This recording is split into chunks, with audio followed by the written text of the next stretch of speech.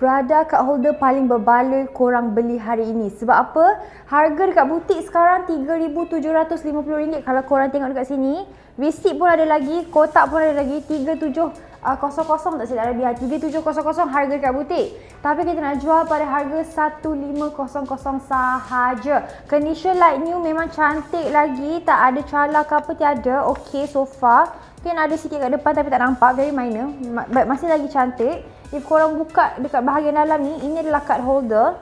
Boleh letak korang punya card sebanyak kat dalam ni. And also datang sekali dengan tali panjang. So korang boleh jadikan dia as a lanyard kalau korang malas nak pegang kan. Tada! So korang dah boleh pakai dekat bahu pula. Dah boleh pakai dekat leher korang, gantung macam tu, okay? Memang cantik sangat-sangat untuk student ke, yang bekerja ke apa, nak letak kad korang, tas Shengo ke apa dalam ni kan? Sesuai sangat-sangat. Boleh bayar installment pula tu up to 60 bulan. First payment dah boleh terus bawa balik dah card holdernya, okay? And sekarang ni kita tengah ada promo year end sale.